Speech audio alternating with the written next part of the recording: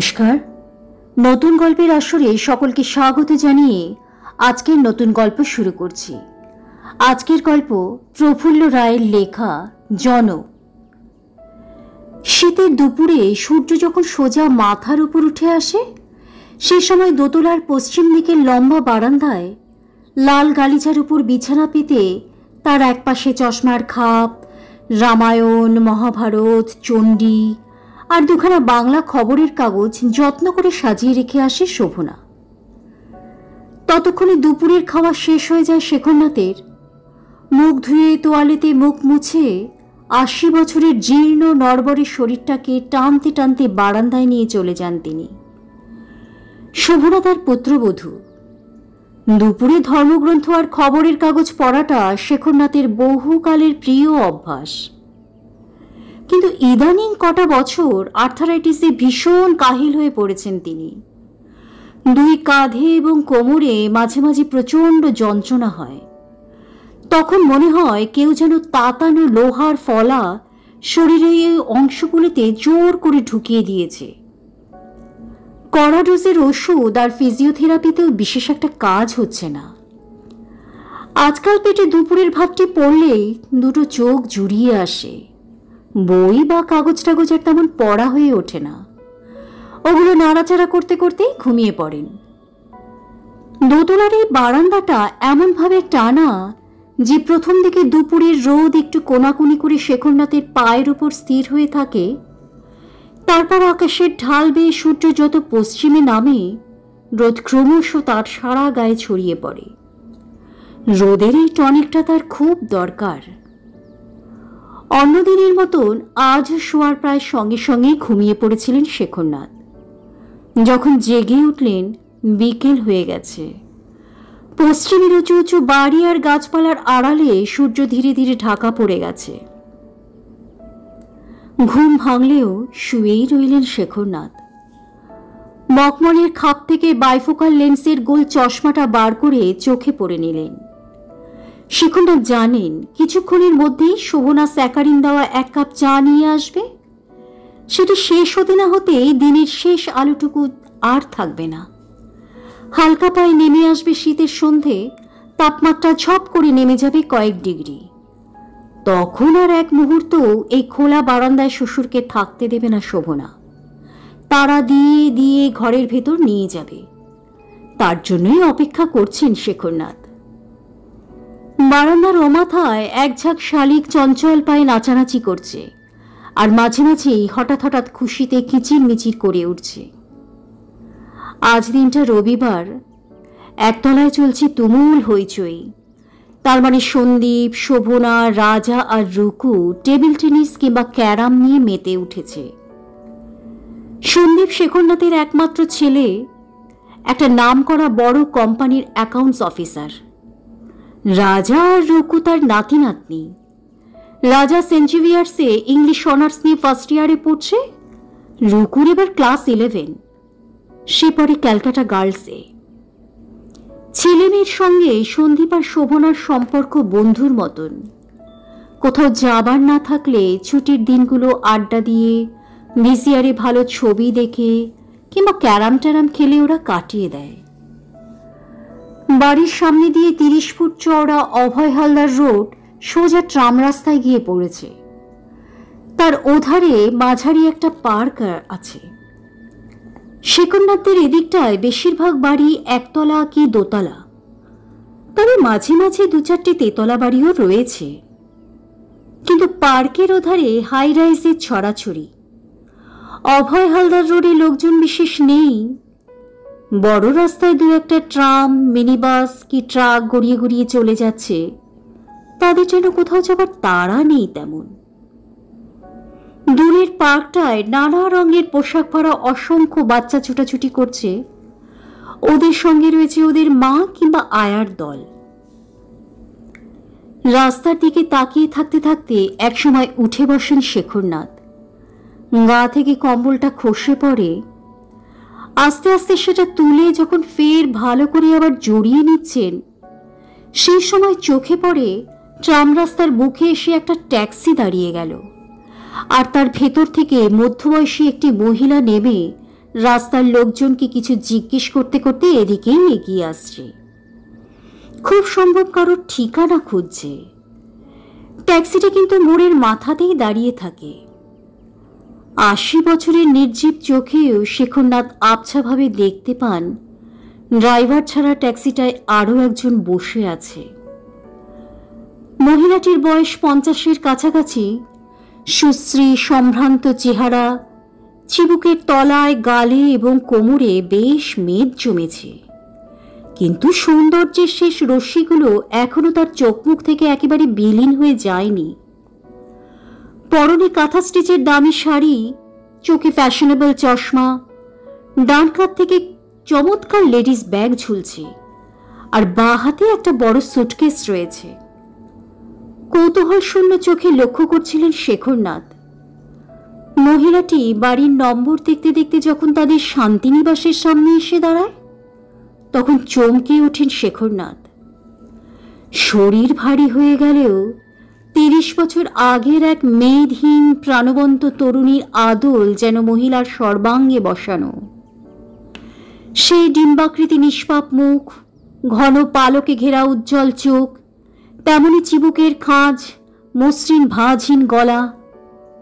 মনে মনে বিড়বিড় করেন শেখরনাথ, হে ঈশ্বর, এ যেন সে না হয়। দোতলার বারান্দার ঠিক নিচে সদর দরজা। মহিলা সেখানে গেলে ওপর থেকে তাকে আর দেখা যায় না। তবে সে যে কলিং বেল টিপেছে তার সুরেলা আওয়াজ গোটা বাড়িটায় ছড়িয়ে পড়েছে। কিছুক্ষণ পর দরজা খোলার শব্দ শুনতে পান শেখরনাথ। টের পাওয়া যায় সন্দীপরা সবাই হুড়মুড় করে আগন্তুককে দেখবার জন্য দৌড়ে গেছে। শেখরনাথ তার স্নায়ুমণ্ডলীকে টান টান করে বসে থাকেন। একসময় মহিলার গলা আবছাভাবে শোনা যায়, এটা কি শেখরনাথ বন্দ্যোপাধ্যায়ের বাড়ি? কণ্ঠস্বর চিনতে পারলেন শেখরনাথ। 30 বছর আগে ছিল সেতারের ঝংকারের মতন সতেজ। এতকাল বাদে কিছুটা মোটা আর খসখসে হয়ে গেলেও আগের রেশ অনেকটাই এখনো রয়ে গেছে। সন্দীপ বলে, হ্যাঁ, আপনি কাকে চাইছেন? আমি ঢাকা থেকে আসছি, একটু বসে কথা বলা যেতে পারে কি? হ্যাঁ হ্যাঁ, নিশ্চয়ই, আসুন। এরপর দরজা বন্ধ হয়ে যাওয়ার আওয়াজ পাওয়া গেল। আগন্তুক বলছিল ঢাকা থেকে আসছে, তার মানে সে, নিশ্চয়ই সে।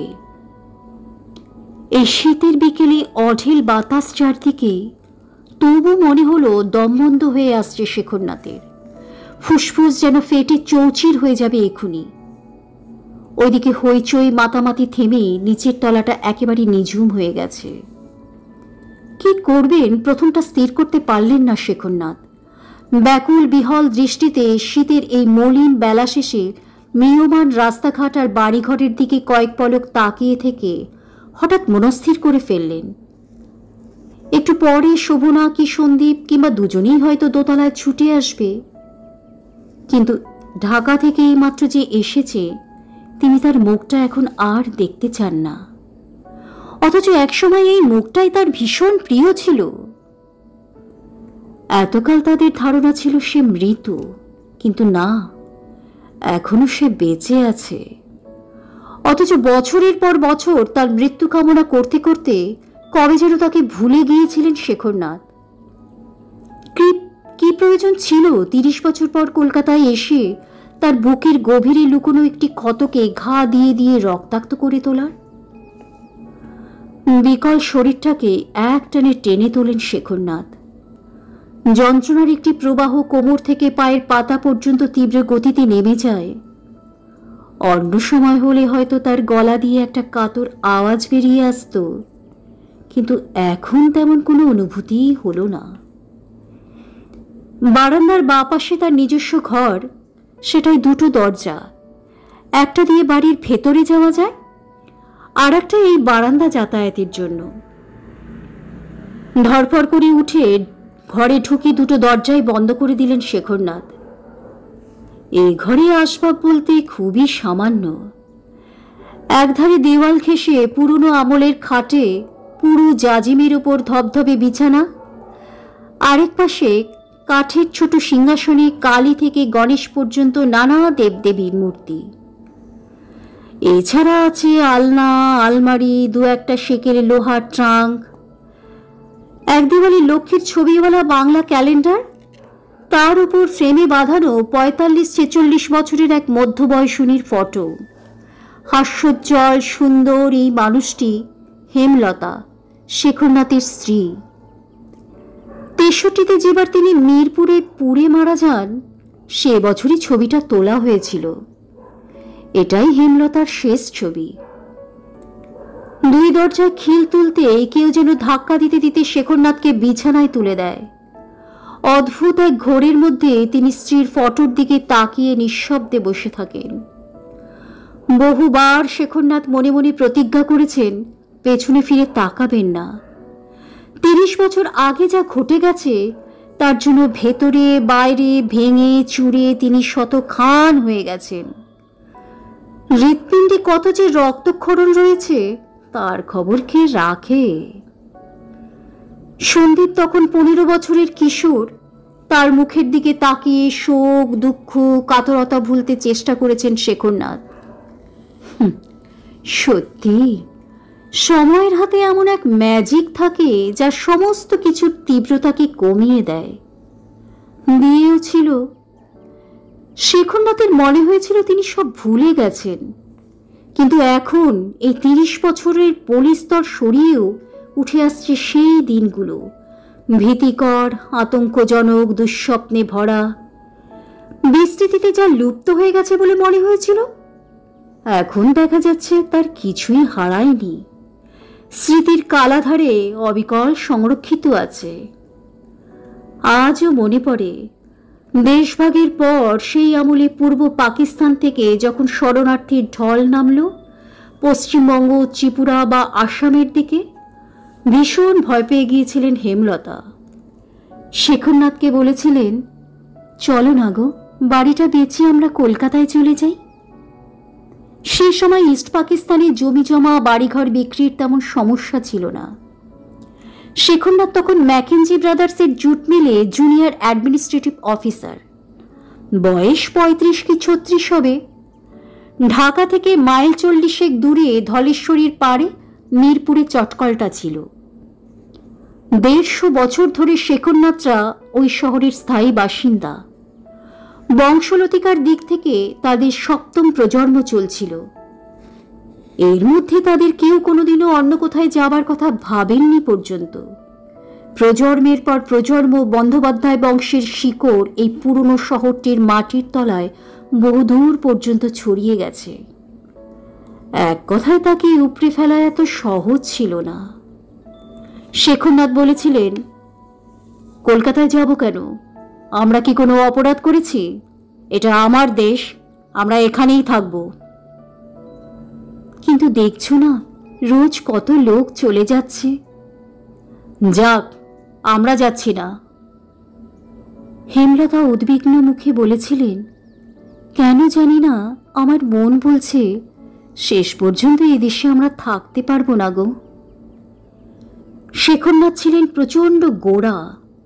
ব্রাহ্মণত্বের যাবতীয় সংস্কারকে তিনি প্রায় ধর্ম পালনের মতন আগলে আগলে রাখতেন। কিন্তু তার চরিত্রের অন্য একটি দিকও ছিল।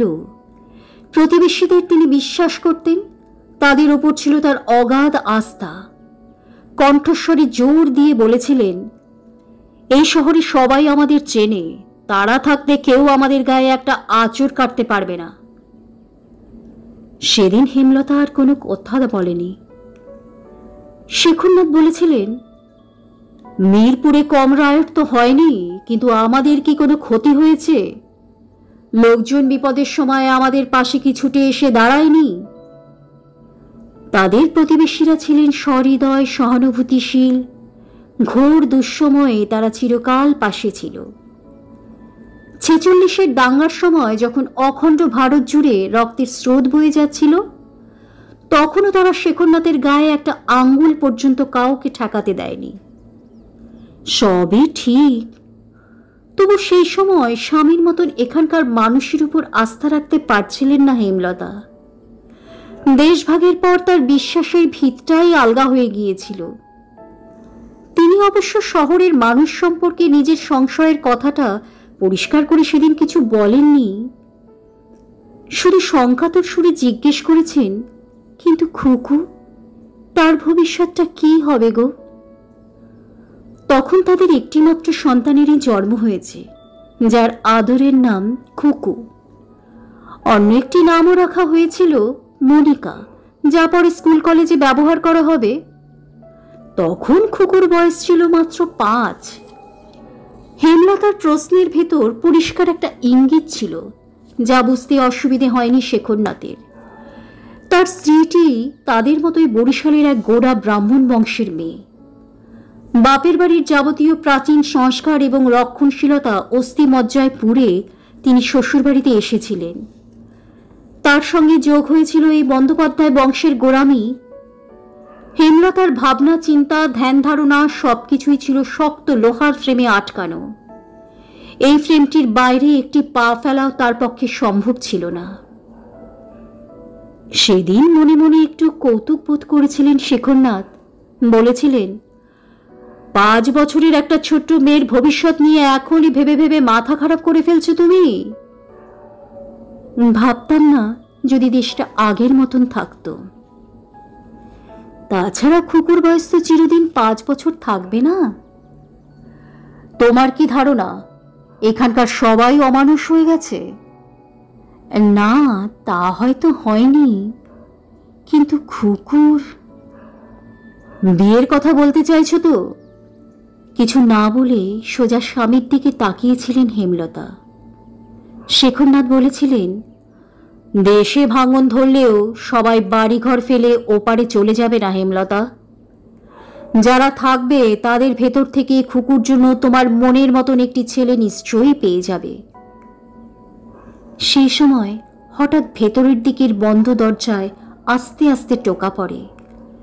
সেই সঙ্গে শোভনার চাপা কণ্ঠস্বর শোনা যায়, বাবা, বাবা। স্মৃতির ভেতর থেকে উঠে আসেন শেখরনাথ, কিন্তু সাড়া দিতে গিয়েও থমকে যান। শোভনা কেন এসেছে তিনি জানেন। কিছুক্ষণ ডাকাডাকি করে শোভনা চলে যায়। একটু পরে অন্য একজোড়া চেনা পায়ের শব্দ সিঁড়ি বেয়ে ব্যস্তভাবে দরজার সামনে এসে থামে। সন্দীপ, যার ডাকনাম লালু। এবার সে এসেছে। সন্দীপ ডাকে, বাবা, বাবা, দরজা খোলো।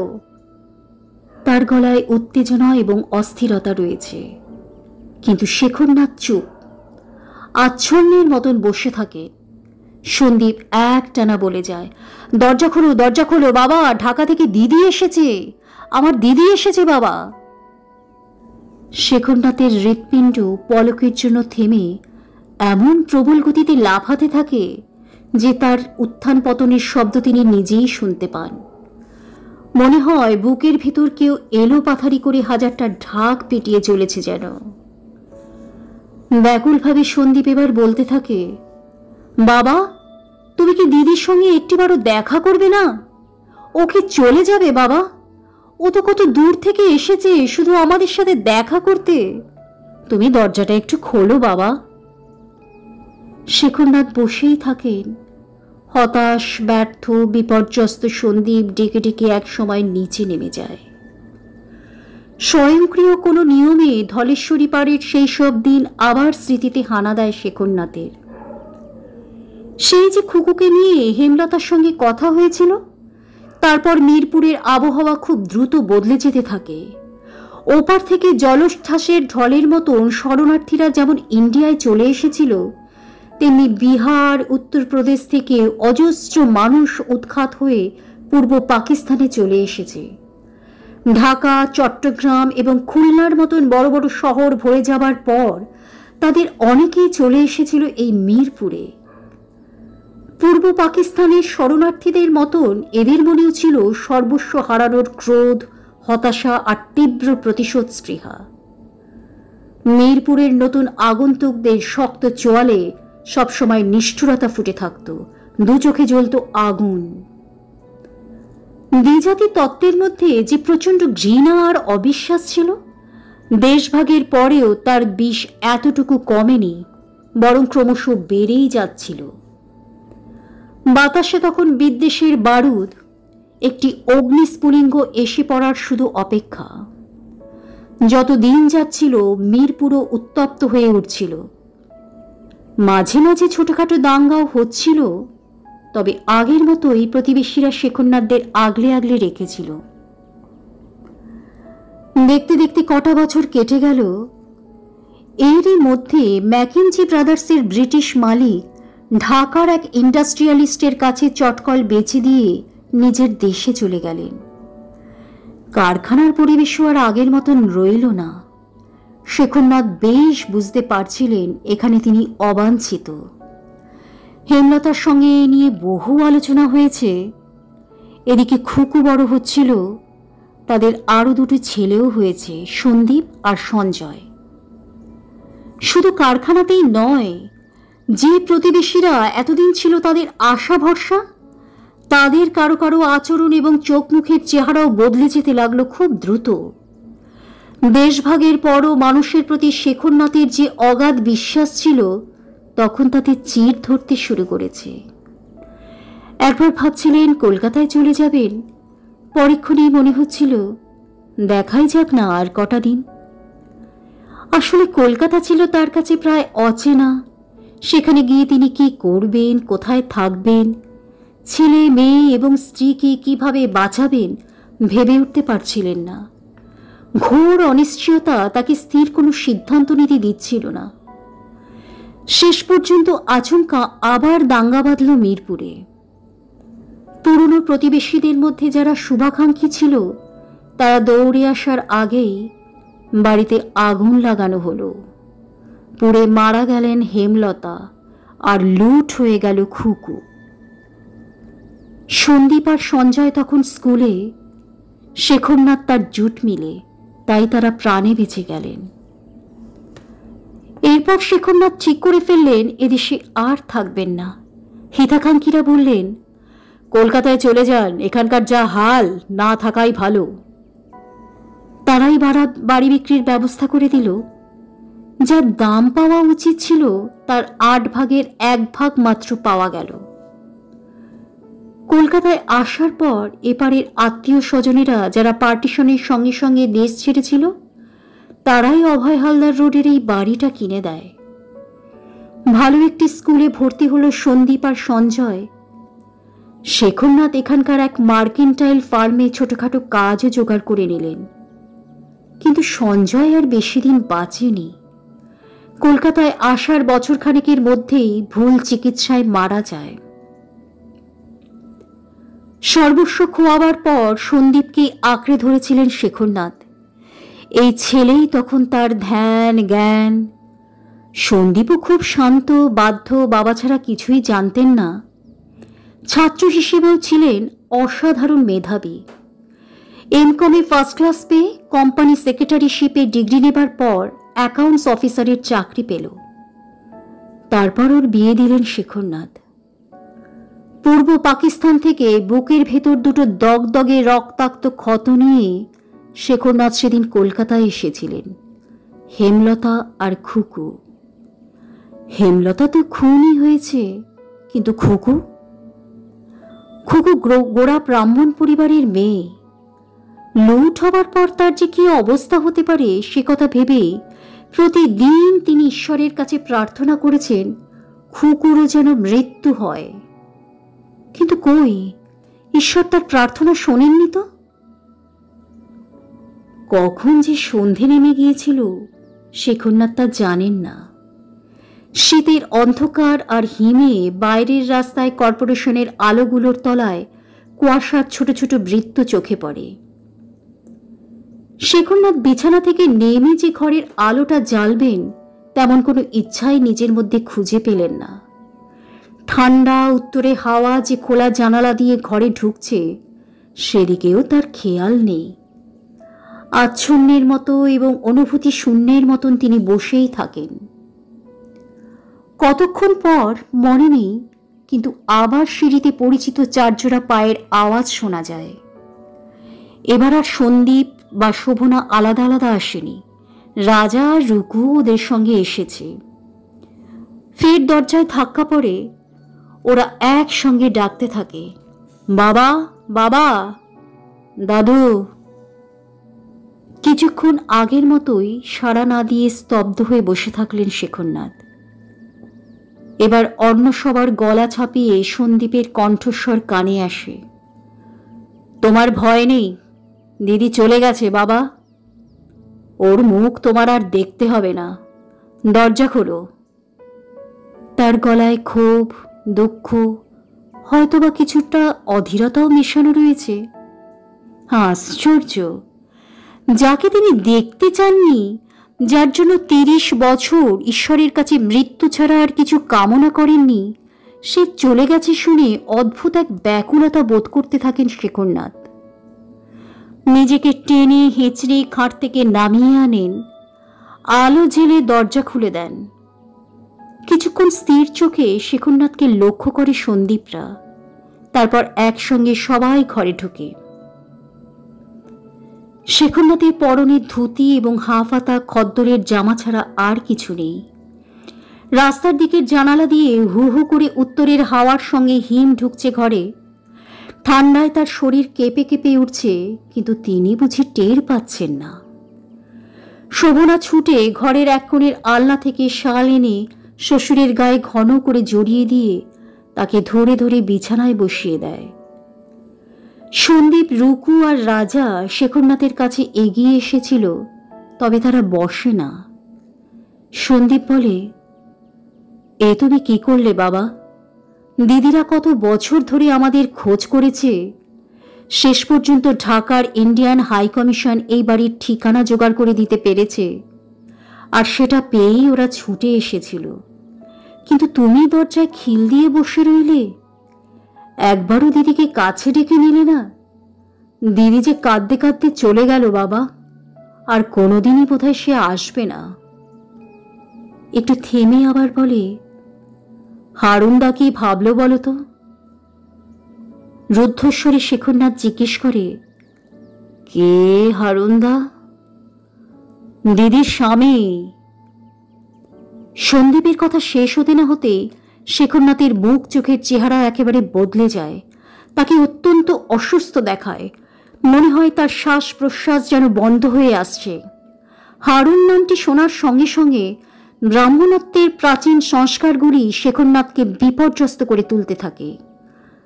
ভাঙা আবছা আবছা গলায় তিনি বিড়বিড় করে বলেন, স্বামী, খুকুর স্বামী। সন্দীপ বাবার প্রতিক্রিয়া লক্ষ্য করছিল। বরাবরই সে ধীর, স্থির, ধৈর্যশীল, কিন্তু এখন তাকে কিছুটা উত্তেজিত দেখায়। জানো হারুনদা দিদির জন্য কি কি করেছে? তিনি হাত না বাড়িয়ে দিলে দিদি আজ কোথায় তলিয়ে যেত। এরপর একটানা সে যা বলে তা এইরকম। 63-তে মিরপুরের সেই রায়টের পর দাঙ্গাবাজরা যখন খুকুকে লুট করে নিয়ে যায়, সেই সময় ওই অঞ্চলের সাব ডিভিশনাল অফিসার ছিলেন হারুন।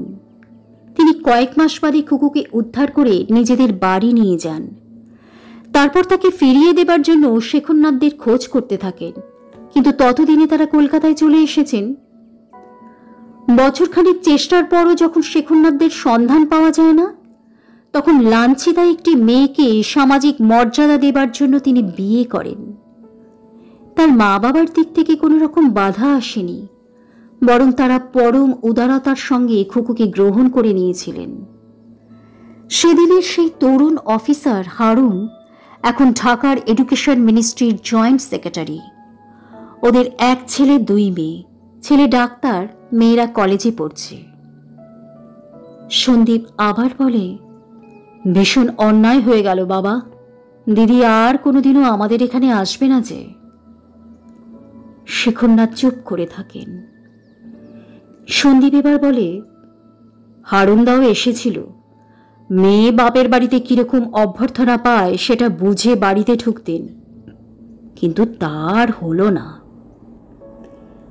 ছেলের কথায় শ্লেষ ছিল, সেদিকে অবশ্য লক্ষ্য নেই শেখরনাথের। জোরে শ্বাস টানার মতন শব্দ করে বলেন, এসেছিল, হ্যাঁ, ট্রাম রাস্তার ট্যাক্সিতে বসেছিল তো। শেখরনাথের মনে পড়ে বিকেলে খুকুকে যে ট্যাক্সি থেকে তিনি নামতে দেখেছিলেন, তার ভেতরে একজনকে বসে থাকতেও দেখেছেন। সেই তাহলে হারুন। আরো খানিকক্ষণ বাদে সন্দীপটা চলে যায়। 8:30 বাজলে শোভনা শেখরনাথের জন্য রাতের খাবার নিয়ে আসে। 2খানা সুজির রুটি, আলুকপির তরকারি, 1 বাটি দুধ আর একটি সন্দেশ। শ্বশুরকে খাইয়ে বিছানা করে তাকে শুইয়ে দিয়ে চারপাশে নেটের মশারি গুজে চলে যায়। অন্যদিন শোবার সঙ্গে সঙ্গে দুটো চোখ জুড়িয়ে আসে, কিন্তু আজ আর ঘুম আসছে না। বারবার খুকুর মুখটা শেখরনাথের চোখের সামনে ফুটে উঠতে থাকে। অনেকক্ষণ শুয়ে থাকার পর মশারি সরিয়ে তিনি বাইরে বেরিয়ে আসেন এবং অস্থির পায়ে উদ্ভ্রান্তের মতন ঘরময় পায়চারি করতে থাকেন। টের পান বুকের ভেতর অনবরত কিসের যেন একটা ভাঙচুর চলছে। সারাটা রাত নিদ্রাহীন কাটিয়ে ভোরবেলায় শেখরনাথ মনস্থির করে ফেলেন তার ঘরের সঙ্গে যে বাথরুমটি রয়েছে সেখানে গিয়ে চোখে মুখে জল দিয়ে দোতলার শেষ মাথায় রাজার ঘরের সামনে এসে দাঁড়ান। কিছুক্ষণ ডাকাডাকি করার পর ঘুম ভেঙে যায় রাজার। দরজা খুলে অবাক হয়ে যায় সে। বলে, দাদু তুমি? কি হয়েছে? শেখরনাথ বলেন, না কিছু হয়নি।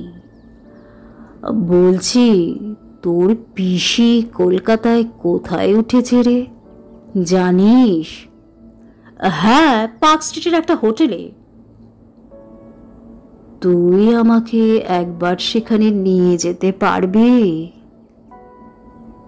নিজের কানে শোনার পরও যেন বিশ্বাস হচ্ছিল না রাজার। বিভ্রান্তের মতন সে বলে, তুমি যাবে? শেখরনাথ আস্তে করে মাথা নাড়েন। হ্যাঁ। কিন্তু এখন গেলে তো দেখা হবে না।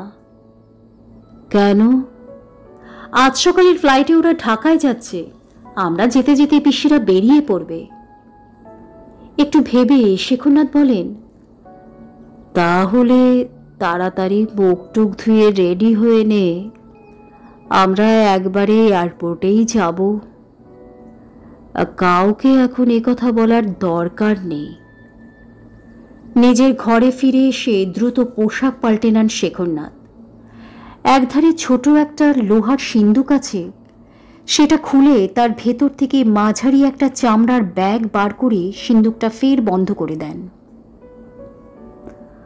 আরো কিছুক্ষণ পর রাজাকে সঙ্গে নিয়ে শেখরনাথ যখন চুপিসারে এয়ারপোর্টে যাবার যখন বেরিয়ে পড়েন, তখন এ বাড়ির অন্য কারোর ঘুম ভাঙেনি। শীতের এই ভোরে চারপাশের বাড়ি ঘর, ট্রাম রাস্তা, দূরের পার্ক সব কুয়াশায় ঝাপসা হয়ে আছে। কর্পোরেশনের বাতিগুলো এখনো কেউ নিভিয়ে দিয়ে যায়নি। মরা মাছের চোখের মতন সেগুলো জ্যোতিহীন। রোদ উঠতে এখনো অনেক দেরি। একটা ট্যাক্সি নিয়ে শেখরনাথরা এয়ারপোর্টে পৌঁছে দেখেন খুকুরা আগেই এসে গেছে। খুকু, শেখরনাথ আর হেমলতার আদরের খুকু, অর্থাৎ মনিকা।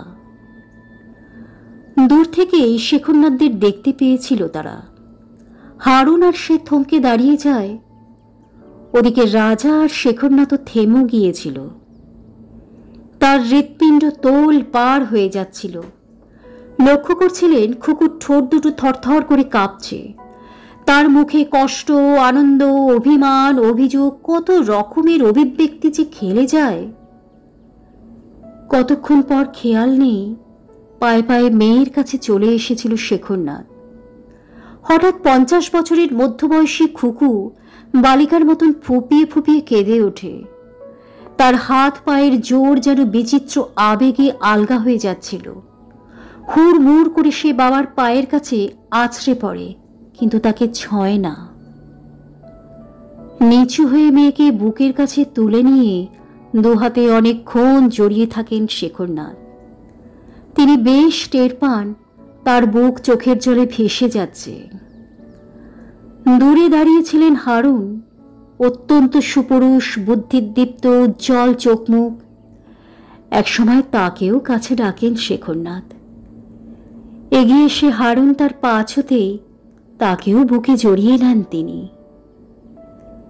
একসময় অডিও সিস্টেমে ঘোষণা করা হয়, ঢাকা ফ্লাইটের যাত্রীরা যেন এয়ারক্রাফটে গিয়ে উঠে পড়েন, উড়ানের আর বেশি দেরি নেই। ধীরে ধীরে হারুন আর খুকুকে বুকের ভেতর থেকে মুক্ত করে সেই চামড়ার ব্যাগটা থেকে একটা সোনার হার, একজোড়া রুলি আর একটা হীরের আংটি বার করেন। মেয়েকে সেই গয়নাগুলো দিয়ে বলেন, তোকে তো বিয়ের সময় কিছুই দেওয়া হয়নি রে মা, তোর বিয়ের জন্য তোর মা এগুলো বানিয়ে রেখেছিল। হীরের আংটিটা হারুনকে দিয়ে বলেন, এটা পড়ো বাবা, মাপ ঠিক হবে কিনা জানি না, যদি না হয় সোনার দোকানে নিয়ে গিয়ে ঠিক করে নিও। এরপর অনেকক্ষণ সব চুপচাপ। অডিও সিস্টেমে আরেকবার ঘোষণা হতেই হারুন বলেন, এবার আমাদের যেতে হবে। আস্তে করে মাথা নাড়েন শেখরনাথ। হারুন ফের বলেন, একবার ঢাকায় আসুন না, যাওয়ার সব ব্যবস্থা আমি করে দেব। শেখরনাথ বলে, তার আগে ছেলে মেয়েদের নিয়ে তোমরা একবার এসো। আসবো, নিশ্চয়ই আসবো। হারুনরা সিকিউরিটি এনক্লোজারের দিকে এগিয়ে যান। সেদিকে তাকিয়ে শেখরনাথ মনে মনে বলেন, বেশ ছেলেটি। রক্তের ভেতর জমানো বহুকালের সংস্কারগুলির কথা এই মুহূর্তে আর মনে থাকে না। নমস্কার, আজকের গল্প এখানেই শেষ হলো। গল্পটি ভালো লেগে থাকলে প্লিজ একটি লাইক করে, প্লিজ চ্যানেলটিকে সাবস্ক্রাইব করে পাশে থাকবেন। ধন্যবাদ।